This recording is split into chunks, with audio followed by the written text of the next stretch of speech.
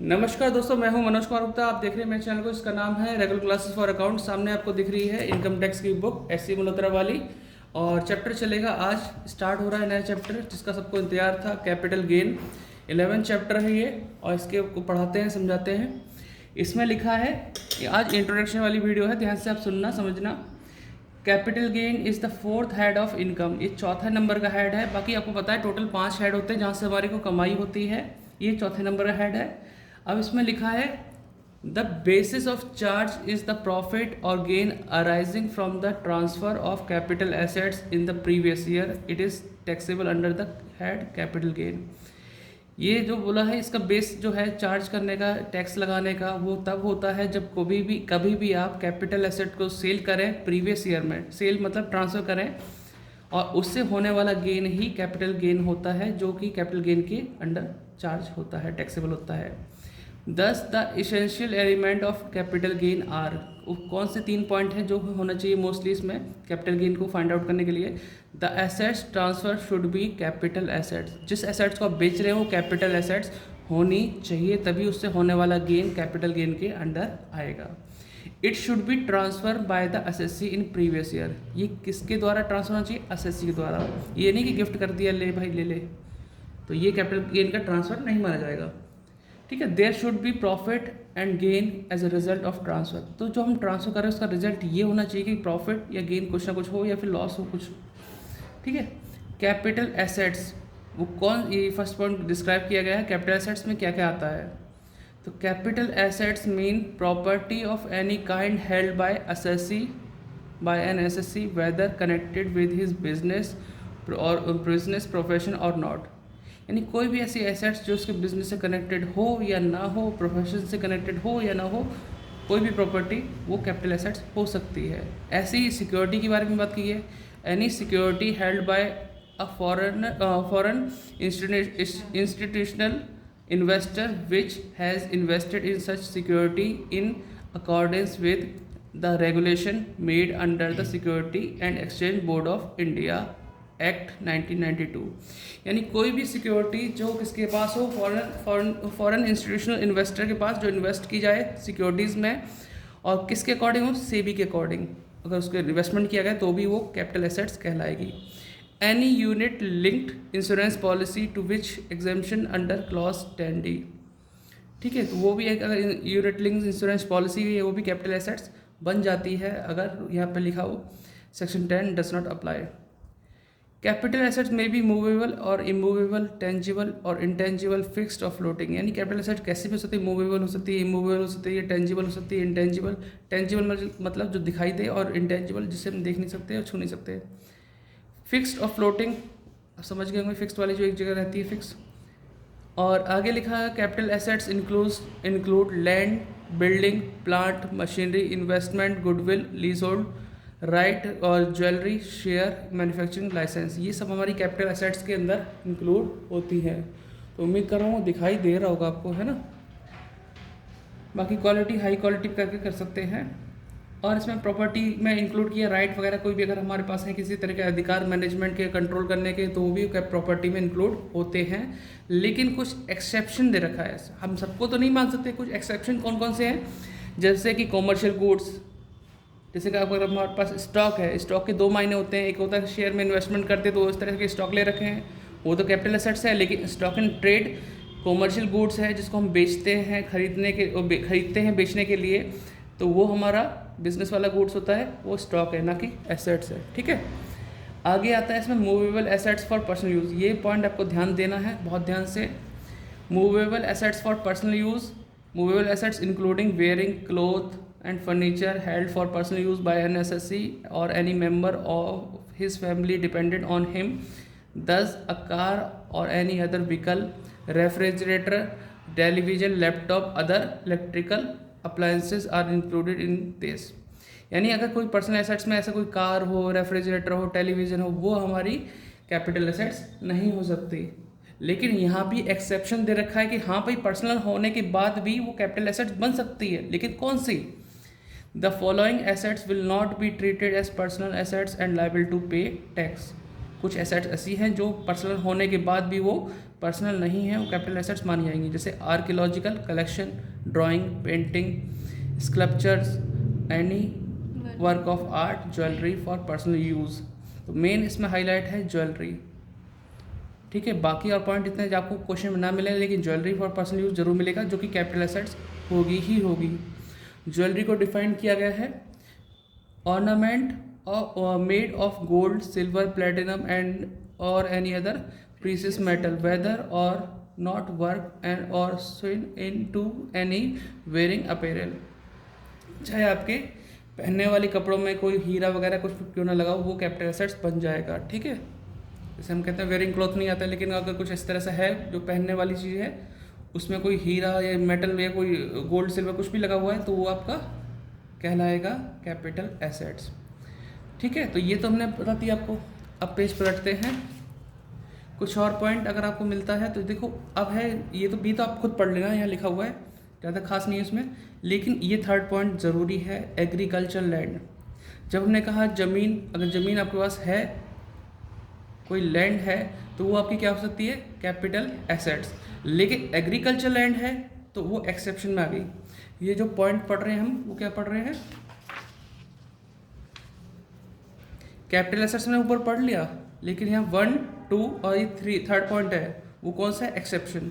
यानी कि एसेट्स होने के बाद भी वो एसेट्स नहीं है। जैसे कि बोल मान लो एग्रीकल्चर लैंड, यहाँ हम खेती करते हैं, लेकिन अगर वो लिमिट्स के अंदर है तो वो कैपिटल एसेट्स नहीं है, लिमिट्स से बाहर है तो वो कैपिटल एसेट्स है। लिमिट मतलब कैसे, agriculture land in India provided it is not situated within the limits of any municipality or cantonment board having a population of 10,000 or more।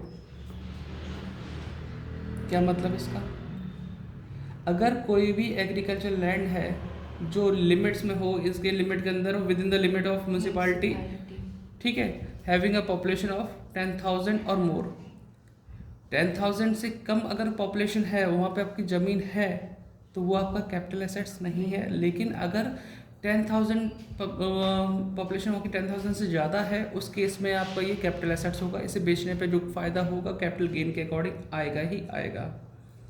तो 10,000 की लिमिट थोड़ा ध्यान रखना। अगर कोई बोले कि मैंने एक एग्रीकल्चर लैंड बेची है और उस पर मैंने इतना कुछ मतलब फ़ायदा आया, तो दिखा दिया कि 10,000 की खरीदी 1 लाख में बेच दिया, ऐसा बोल रखा है, लेकिन पॉपुलेशन वहाँ की 8,000 है, 7,000 है, तो मतलब वो कैपिटल एसेट्स के अंदर नहीं आएगी या एग्जाम्पशन में पहुँच जाएगी, एग्जाम्प्ट माना जाएगा, उसमें कोई कैपिटल गेन नहीं होगा।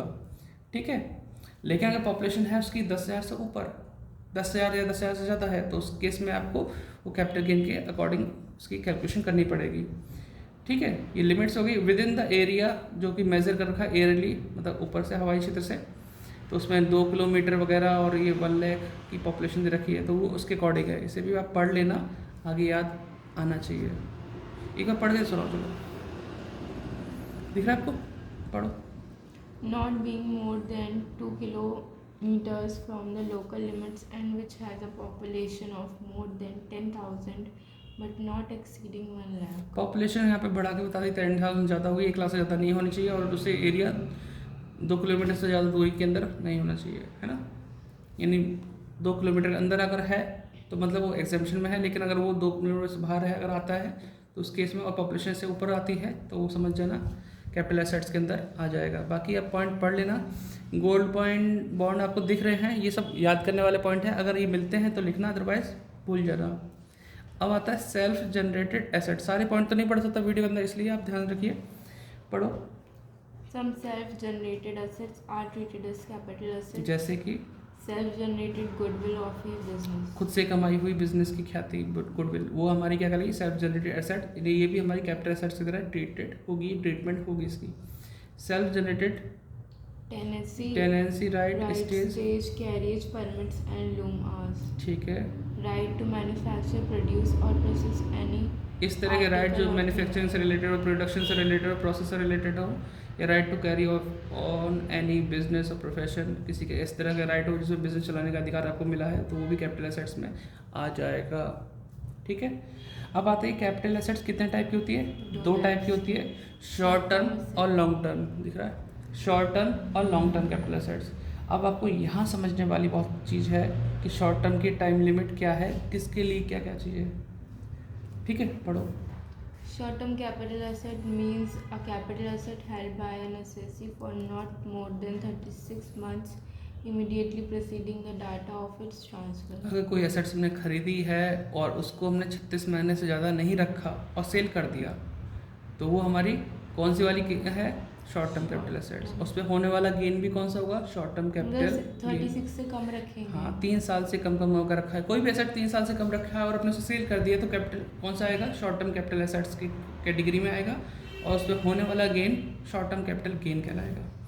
Capital gain arising from the transfer of the short term capital asset is called short term capital gain.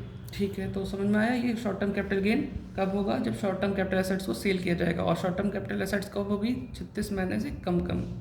लेकिन इसमें एक्सेप्शन दे दिया कि ये टाइम लिमिट किसी के लिए 36 होगी, किसी के लिए 12 भी हो सकती है, किसी के लिए 24 भी हो सकती है। अब ये देखो 36 तो बोलने वाली बात है। अब इसमें एक्सेप्शन पढ़ते हैं धीरे धीरे आराम से, इनको भी थोड़ा सा स्टैंड नीचे कर देते हैं, थोड़ा थोड़ा दिखता है तो ज़्यादा साफ दिखेगा। हाँ, तो अब पढ़ते हैं।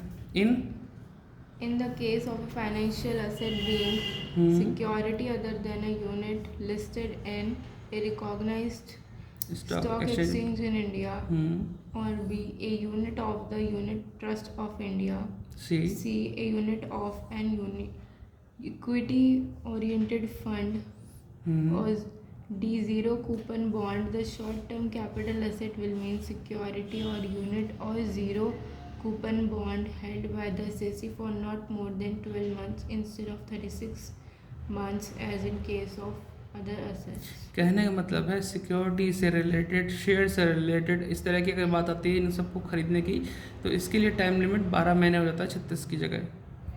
ठीक है, शेयर डिवेंचर अगर, या फिर तुम्हारा ऐसा कोई नाम है जैसे सिक्योरिटी वगैरह कुछ खरीदी है ना, जीरो कूपन बॉन्ड खरीदे हैं, और क्या देखा, यूनिट ट्रस्ट ऑफ इंडिया वाले कुछ यूनिट्स खरीदी हैं आपने, तो इनके लिए जो टाइम लिमिट है 12 मंथ की है, 36 नहीं है।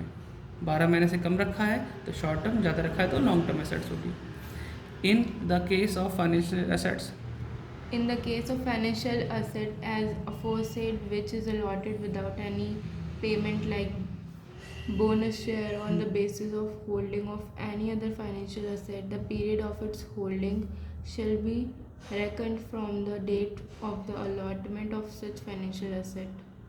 तो वो अलॉटमेंट की डेट से टाइम गिना जाएगा। ठीक है, आगे। if unlisted share not listed in a recognized stock exchange, अभी हमने जब बात करी थी वो लिस्टेड शेयर की बात की थी ना, इसमें security listed in a recognised stock exchange. आप क्या बात कर रहे हैं, इफ अनलिस्टेड शेयर यानी not listed in recognised stock in India of a company or land or building or both is held by the assessee for underline कर दो उसे, क्योंकि पेन से करना पड़ेगा, पेंसिल भी नहीं है ना बस। ठीक है, यानी कभी भी अनलिस्टेड शेयर बात की गई हो ऑफ ए कंपनी, या फिर लैंड की बात की गई हो, बिल्डिंग की बात की गई हो, दोनों की बात की गई हो, held by the assessee for not more than 24 months immediately the preceding the date of transfer of its transfer date of its transfer, हाँ, will be transferred as it will be treated treated as short term capital asset। हाँ, तो 24 month की time limit दी है। अगर हमारे पास कोई unlisted share हो, ज़मीन हो, बिल्डिंग हो, ये दोनों चीज़ हो, 24 मंथ से ज़्यादा ना रही हो, कम रही हो तो शॉर्ट टर्म है, 24 मंथ से ज़्यादा रही हो तो लॉन्ग टर्म है। जस्ट अपोजिट करते ही लॉन्ग टर्म हो जाएगा। तो समझ जाओ 36 महीने हैं शॉर्ट टर्म के लिए, है ना, 36 महीने से कम है तो शॉर्ट टर्म है। लेकिन उसी के अंदर एक्सेप्शन है कि 12 महीने किसके लिए, लिस्टेड शेयर हो, कोई भी तरह के, है ना, शेयर डिवेंचर हो, या फिर जीरो कूपन बॉन्ड हो, है ना, तो इस केस के लिए 12 मंथ है। इससे कम रहा है तो शॉर्ट टर्म, ज़्यादा रहा है तो लॉन्ग टर्म। फिर 36 महीने किसके लिए, 24 महीने हैं किसके लिए, अनलिस्टेड शेयर हो, लैंड हो, बिल्डिंग हो। मोस्टली आपको लैंड बिल्डिंग मिलेगी, ज़मीन और मकान, बिल्डिंग, है ना, भवन। तो लैंड एंड बिल्डिंग के लिए आपको 24 महीने का टाइम दे रखा है, उससे कम है तो शॉर्ट टर्म, उससे ज़्यादा है तो बस ये आपको सीखना है। बाकी इसके अलावा इसके अलावा जो भी होगा उसके लिए 36 महीने है। क्या बचा, उसके अलावा फर्नीचर वगैरह हो गया। ठीक है, और भी कोई ऐसा हो सकती है मशीनरी वगैरह जिस तरह, ठीक है। अगर वो चीज़ें हमारी 36 महीने से ज़्यादा रही हैं तो लॉन्ग टर्म, कम रही हैं तो शॉर्ट टर्म। बस लैंड बिल्डिंग के लिए 24 महीने, लिस्टेड शेयर के लिए 12 महीने, ये लिमिट है। इससे कम है तो शॉर्ट टर्म, ज़्यादा है तो लॉन्ग टर्म। अब हमने इसी में लॉन्ग टर्म समझ लिया, कम ज़्यादा नहीं, इस लिमिट को पार कर गए तो लॉन्ग टर्म, इससे कम है तो शॉर्ट टर्म। अब लॉन्ग टर्म फिर भी पढ़ लेते हैं, क्या है पढ़ो। Long term capital assets, long term capital asset section 2 subsection 29A। Double A, हाँ। Long term capital asset means a capital asset held by an assessee for more than 36 months immediately preceding the date of transfer. अगर 36 महीने से ज़्यादा रही है बेचने से पहले, जैसे हम आज बेच रहे हैं, हमने कब खरीदी थी वो टाइम देखना पड़ेगा, उसके बीच का समय जितना है वो 36 महीने ज़्यादा है तो लॉन्ग टर्म, कम है तो Short term. बस, हाँ। Capital gain arising from the transfer of the long term capital asset is called long term capital gain. Long term capital gain, अगर लॉन्ग टर्म एसेट्स को बेचेंगे तो लॉन्ग टर्म कैपिटल गेन आएगा, ठीक है। Exception में क्या है? In the case of a listed securities or units of UTI or units of equity oriented fund और zero coupon bond held by assessee. The long term capital asset will mean such assets held by the assessee for more than वही बात जो उसके लिए listed share के लिए बोला था कि अगर लिस्टेड शेयर वाली बात है, अगर वो 12 महीने से कम रही तो शॉर्ट टर्म, ज़्यादा रही तो वही चीज़ है। इफ़ अनलिस्टेड अगर है share of company, land building अगर है तो उसके लिए 24 महीने की लिमिट है, 24 महीने से ज़्यादा रही तो long term, otherwise short term. फिर आ जाता है कुछ मोस्ट इंपॉर्टेंट पॉइंट, स्टार बना लो, हाँ आगे।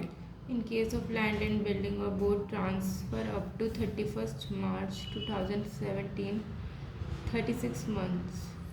हाँ, if transfer If transfer on or after 1 April 2017, 24 months. ये बताना चाहता है पॉइंट कि जो 24 महीने वाली बात है वो कब से लगी है? 1 अप्रैल 2017 से।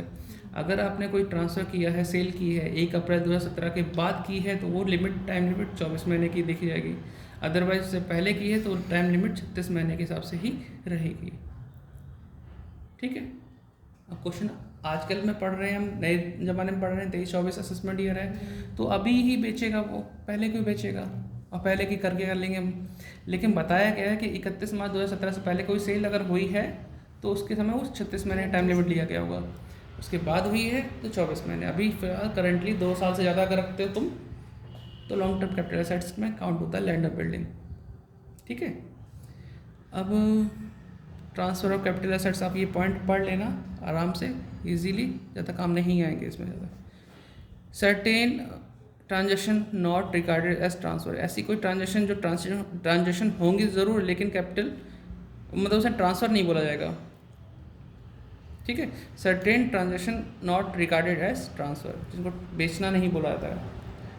अब इसमें अभी पॉइंट बहुत सारे हैं, आप आराम से पढ़ना, लेकिन इसका 9th पॉइंट ज़रूर पढ़ना, वो काम आएगा किसी न किसी क्वेश्चन के अंदर। टिक लगा देना 9th पॉइंट, ठीक है। इसमें क्या लिखा है? Any transfer of capital assets, पढ़ो। Any transfer of capital asset being any work of art, archaeological, scientific or art collection, book, manuscript, drawing, photographs or print to the government or a university or the National Museum, National Art Gallery, National Archives or any other such other public museum or institution as may be notified by the central ये government. बात नहीं, इसमें से main यही है कि अगर आप कोई भी जैसे पेंटिंग, ड्राइंग, फोटोग्राफ अगर बेचते हो, नेशनल आर्ट गैलरी को बेचते हो, गवर्नमेंट को बेचते हो, ट्रांसफ़र नहीं कहलाएगा, ठीक है। वो इस कैपिटल गेन के अकॉर्डिंग नहीं माना जाएगा, ठीक है। उस पर अगर कुछ भी गेन हुआ तो एग्जाम्पशन में आएगा, एग्जाम्पशन अंडर सेक्शन 47 का 9 point, exemption under section 47 section 47 लिखा ना, इसका 9 पॉइंट के अकॉर्डिंग मिल जाएगा, ठीक है। बाकी से पढ़ना जब टाइम मिले, जितना टाइम बचा नहीं वैसे इसलिए खास चीज़ पढ़ा रहा हूँ। और क्या है आपके लिए, यहाँ पे लिखा है कंप्यूटेशन ऑफ कैपिटल गेन। इस चीज़ को मैंने एक फॉर्मेट के रूप में बताया है, आप पढ़ने को यहाँ से पढ़ सकते हैं, लेकिन मैं फॉर्मेट जो लिखवाया बच्चे को वही आपको लिखवा दूँगा। लेकिन उसके अलावा आप पहले नोट डाउन क्या करोगे, आप ये दोनों फॉर्मूले नोट डाउन करोगे 1, 2, ये पेज नंबर 300 पे है, आप चाहें तो स्क्रीनशॉट ले लें। और ये इंडेक्स नंबर है, ये इंडेक्स नंबर अगर आपको क्वेश्चन के साथ मिलेगा तो भाई इससे बढ़िया बात नहीं है कोई भी, आपको ज़्यादा मेहनत नहीं करनी, यूज़ करने का तरीका यहाँ पे है। लेकिन अगर इंडेक्स नंबर नहीं मिलता, अभी तो वैसे अभी तक हुआ नहीं है कि नहीं मिला हो, अगर नहीं मिले तो समझो आपको ये याद करना पड़ेगा, इसका कोई पैटर्न नहीं है और पैटर्न कोई ढंग से समझ भी नहीं पाया ढंग से इसका, तो ये आपको याद करना होगा। और बता दूं अभी जो आपके लिए काम के लिए इंडेक्स नंबर है 22-23, ये फाइनेंशियल ईयर लिखा ना, असेसमेंट ईयर 23-24 होता है, उसका प्रीवियस ईयर क्या होता है 22-23, तो ये आपका काम का है 331, इस पर टिक मारा है ना, 331 एंड 331 नंबर। और स्टार्टिंग कब से हुई इसकी 2001-2002 से, ठीक है, 1 अप्रैल 2001, 31 मार्च 2002, ये फाइनेंशियल ईयर से स्टार्ट हुआ, वहाँ पे कितना इंडेक्स नंबर 100 है, ठीक है। ये इसलिए इंडेक्स नंबर होते हैं कॉस्ट इन्फ्लेशन इंडेक्स, जो ये बताते हैं कि कोई चीज़ अगर आपने यहाँ पे खरीदी 2001 में, इस समय खरीदी है और आज उसे बेच रहे हो 2022-23 में, तो बताओ उसकी आज की टाइम में वैल्यू क्या है। इन इंडेक्स नंबर को यूज़ करके उसकी आज के टाइम की वैल्यू निकालते हैं। क्योंकि बच्चे क्या सोचते हैं, अगर मैं किसी से भी नॉर्मल क्वेश्चन पूछूं कि भैया आपने कोई एसेट्स खरीदी, एक ज़मीन खरीदी 2 लाख रुपए खरीदी 2001 में, आज तुमने 35 लाख की बेच दी, आज के टाइम में 35 लाख की बेची है, 2 लाख की खरीद के कितना फ़ायदा उठा लिया उस ज़मीन से तुमने, 33 लाख मतलब 33 लाख है ना। हर कोई जवाब यही देता है 33 लाख का हमने फ़ायदा उठा लिया। 33 लाख पे कितना टैक्स बनेगा, सब कुछ तो गवर्नमेंट को चलाएगा आधे से ज़्यादा। तो ऐसी केस में उसकी वैल्यूशन जो 2 लाख थी वो आज की डेट में क्या है वो भी तो पता करो। 2 लाख वाली 2 लाख की तो अब तक नहीं रही होगी, वो भी बड़ी होगी धीरे धीरे। तो 2 लाख वाली आज की डेट में कम से कम 20 लाख की हो गई होगी, और 20 लाख वाली को तुमने 35 बेचा, तो यहाँ पे कैपिटल गेन 15 लाख के हिसाब से बैठ रहा है। अगर मैं 33 लाख पे कैपिटल गेन पे टैक्स लगाने लगूँ क्या हो जाएगा, बहुत ज़्यादा हो जाएगा। लॉन्ग टर्म पे कितना capital gain, long term capital asset पे कितना टैक्स लगता है, कमेंट में बताना। अगर आप ज़्यादा पढ़ने वाले बच्चे हो, आपने अब तक की वीडियो सारी देखी है, तो कमेंट बताना लॉन्ग टर्म कैपिटल एसेट्स पे कितना टैक्स लगता है। तो इंडेक्स नंबर की बात हमने कर ली, साथ में सी पॉइंट है, थोड़ा ध्यान रखना। Computation of capital gain in case of depreciable assets on which depreciation is allowed on the basis of the return down value method. अगर रिटर्न डाउन वैल्यू मेथड पे डेप लगती है ऐसी एसेट्स पे और उसे सेल करते हो, उसको फाइंड आउट करने का तरीका, सॉरी थक गया थोड़ा बोलते बोलते, उसे फाइंड आउट करने का तरीका इस तरह से है। Short term capital assets, short term capital assets माना जाएगा उसे, उस पर होने वाला gain short term capital gain, होने वाला loss short term capital loss कहलाएगा, ठीक है। तो अब इस तरीके से इसे पढ़ लेना, इसे चाहो तो लिख भी लेना, काम आएगा। और जो शॉर्ट टर्म कैपिटल गेन कैसे निकालते हैं, लॉन्ग टर्म कैपिटल गेन कैसे निकालते हैं, उसका फॉर्मूला आपको लिखवाता हूँ। कहाँ से लिखा था आपने, ठीक है, ये तो वही फॉर्मूला जो मैंने आपसे कहा, बुक से स्क्रीनशॉट ले लेना, उससे ध्यान मत दो। अब यहाँ से देखो, यहाँ से फॉर्मेट, यहाँ लिखा हुआ है computation of taxable capital gain, computation of taxable capital gain for the assessment year 2023-24, वो लिख दिया हमने। पहले हम लिखेंगे वैल्यू ऑफ कंसीडरेशन, उसकी अमाउंट यहाँ डालेंगे, तो डैश डैश डैश ये कट कट कट कर लिख देना। फिर माइनस करेंगे कॉस्ट ऑफ एक्विजिशन, वो लिखेंगे, कॉस्ट ऑफ इम्प्रूवमेंट वो लिखेंगे, और फिर सेलिंग एक्सपेंसेस वो आ जाएगा। इन सबको प्लस करके माइनस करेंगे, जो फ़ायदा होगा, अगर प्लस में अमाउंट बचती है तो फ़ायदा, ठीक है, माइनस बचती है तो लॉस। कोई दिक्कत तो नहीं। अब इसको मतलब समझाते हैं। जैसे कि अगर मैं कहूँ कि वैल्यू ऑफ कंसिडरेशन क्या है, कि हमने कोई एसेट्स है जिसको हमने बेचा है, पैसे मिल गए। अब बेचने से पहले देखना पड़ेगा कॉस्ट ऑफ एक्विजिशन, उसे खरीदा कितने में था, कॉस्ट ऑफ एक्विजिशन मतलब कितने में खरीदा था, वो अमाउंट यहाँ लिखेंगे। खरीदने के बाद क्या मैंने उसमें कुछ खर्चा किया, रिपेयर वगैरह इम्प्रूवमेंट वगैरह किया, तो वो खर्चा लिखो। बेच रहा हूँ तो उसमें कुछ खर्चा भी किया होगा, तो सेलिंग एक्सपेंसेस लिखो। तो टोटल कॉस्ट यहाँ लिख के माइनस कर दो कि आज के टाइम में उसकी कीमत कितनी हो चुकी है और मैंने बेचा कितने में। अगर मैं कहूँ इसकी अमाउंट आती है 1 लाख रुपये, बेचा मैंने 2 लाख में, तो कितना फ़ायदा हुआ, 1 लाख का हुआ, पॉजिटिव आएगा। 2 लाख में से 1 लाख है तो पॉजिटिव। अगर ये अमाउंट 3 लाख है और यहाँ पे मैंने बेचा 2 लाख में, तो नेगेटिव आएगा, जो कि लॉस कहलाएगा। तो ये है शॉर्ट टर्म कैपिटल गेन। अगर यहाँ बचता है प्लस में और माइनस बचता है तो शॉर्ट टर्म कैपिटल लॉस हो जाएगा, ठीक है। और अगर लॉन्ग टर्म की बात करें तो लॉन्ग टर्म में कुछ ये जो पॉइंट है ना हमारे, ये इंडेक्स नंबर वाले फॉर्मूला, ये काम आता है। लॉन्ग टर्म कैपिटल एसेट्स को सेल करने के समय उनकी cost of acquisition, cost of improvement निकालने के लिए फॉर्मूला यूज़ होता है, जो कि बुक से लिखोगे तो ज़्यादा अच्छा दिखाई देगा। अब आता है, इसे इस तरीके से कर दूँ, स्टैंड ऊंचा करना पड़ेगा। अब आया तो इस पर computation of taxable capital gain ही लिखना पड़ेगा। लॉन्ग टर्म शॉर्ट टर्म इसका यूज़ यहाँ नहीं कर सकते।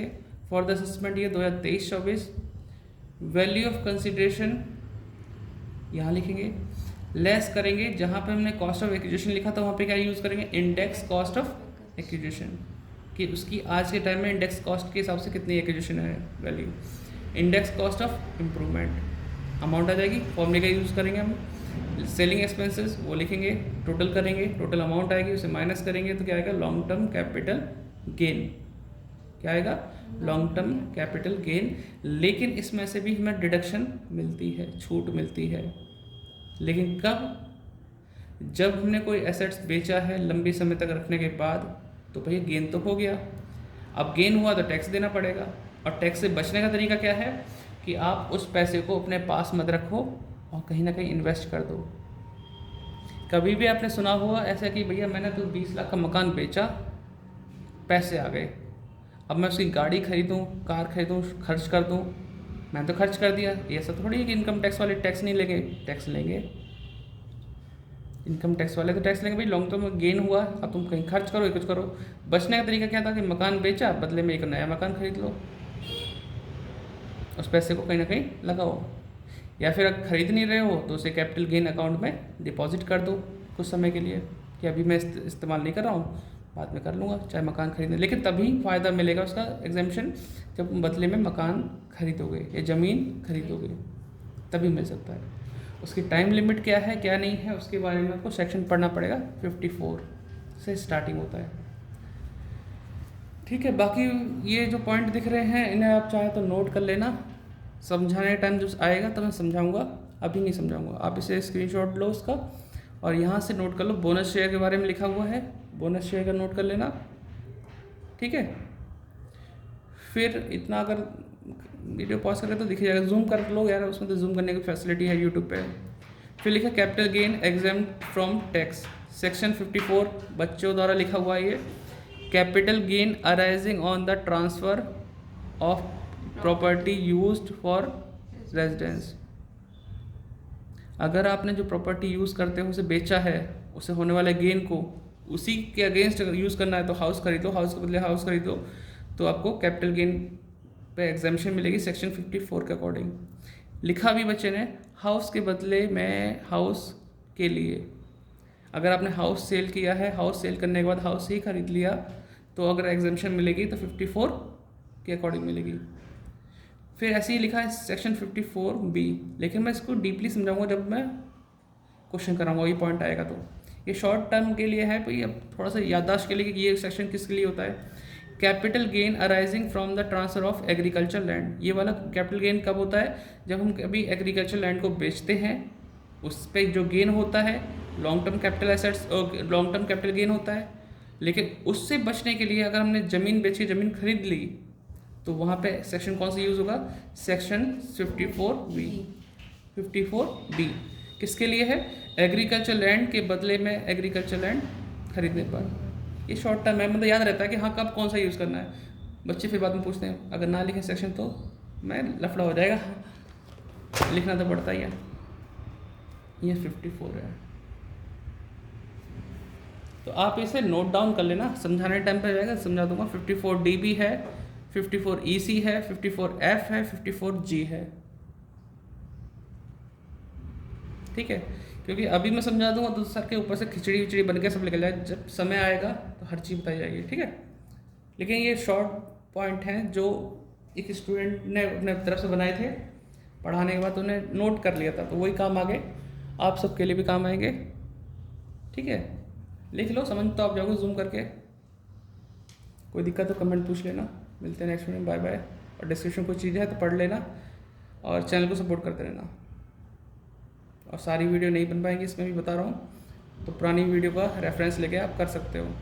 मुश्किल से 4-5 वीडियो बनाऊँगा।